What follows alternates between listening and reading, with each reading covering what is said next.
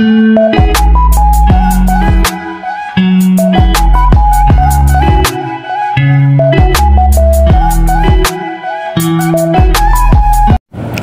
hi guys, for today's video, i-reflex ko sa inyo ang stay namin sa Goldberry Hotel sa Cebu, courtesy of the STO Mandaluyong, because we are one of the observer para sa palarong pambansa, since ang isa sa aking student ay naging representative ng ARMIS.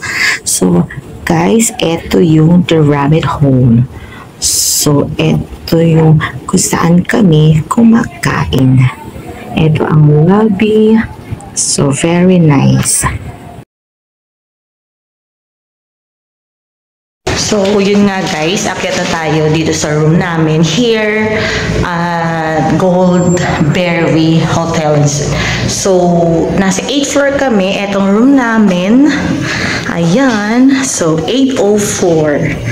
So, pasok na tayo. Siyempre, ayun. So, ang ganda talaga ng room nila. Asap i-flex. Mamay, ano na, iaano ko dito. Lalabas na tayo. Then guys, eto yung bathroom. So, very neat. Ayan. Conducive para gamitin.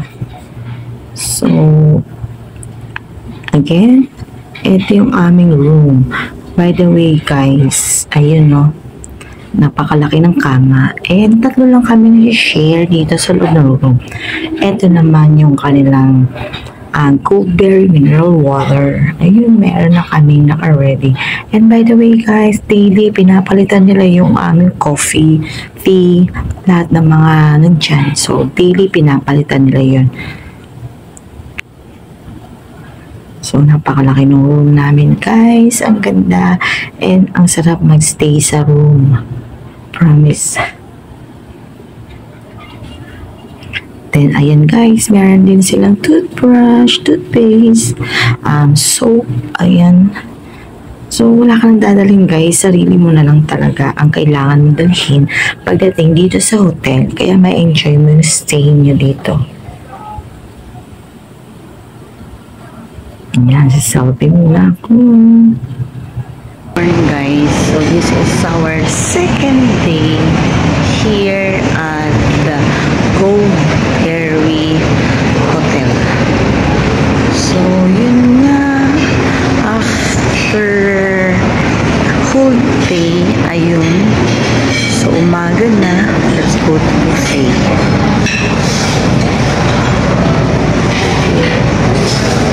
At guys, isa sa pinaka na-enjoy ko dito sa pag-stay dito sa hotel ay yung free breakfast nila daily. So of course, kasama yun sa package na in-avail ng aming city government or local government ng Mandaluyong.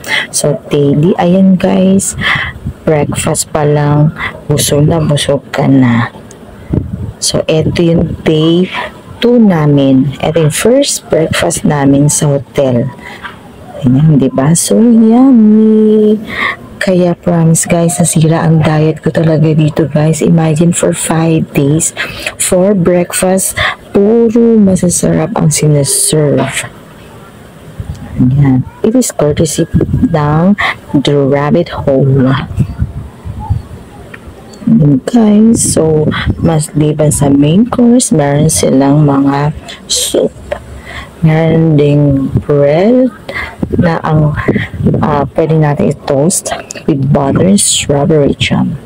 So may different drinks then, fruit juices, may oatmeal, and of course the fruits and the salad bar.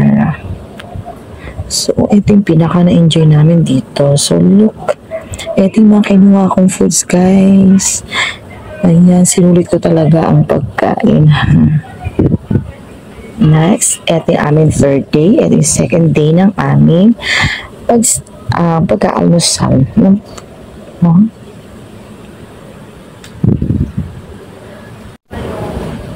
So, yun nga guys. Sa napansin ko sa kanila daily, hindi na, syempre laging may rice and scrambled eggs. But aside from that, pinabago na nila yung mga other dishes. Like the soup, pero syempre always present ang bread with butter and jam. And of course, the cereal and different fruits and vegetables dun sa salad bar. So, yun yung pinaka na-enjoy ko dito. Yan.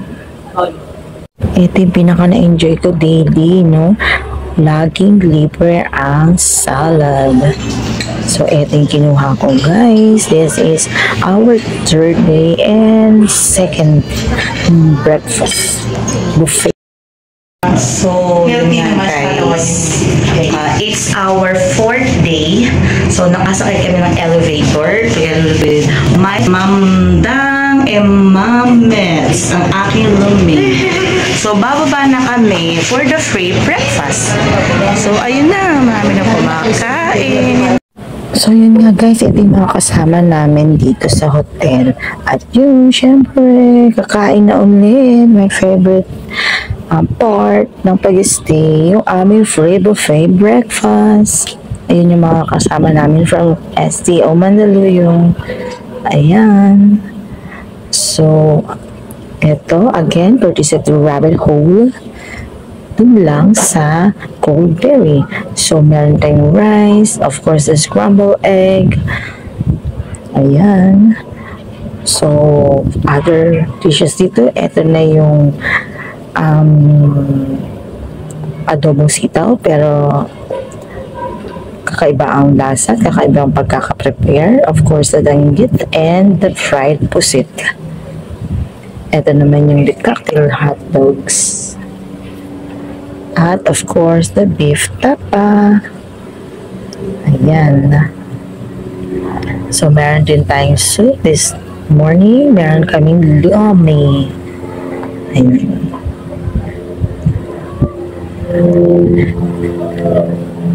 And of course, hindi mawawala ang toast bread na meron butter and jam. So, meron din tayong, ayan, again, flex natin si Rabbit Hole sa masarap nilang pagkain. So, nandiyan din yung mga different juices, the pancake, ayan ang cereal, and of course, my favorite part, the fruits and the salad bar.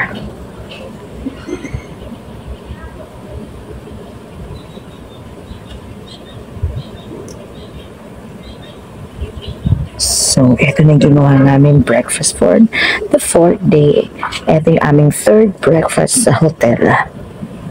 So, sulit na sulit, guys. Next, this is our last morning sa Goldberry, and ito yung last breakfast namin. Courtesy again ng Rabbit Hole. Ayan. So, napakasarap ng kanyang foods.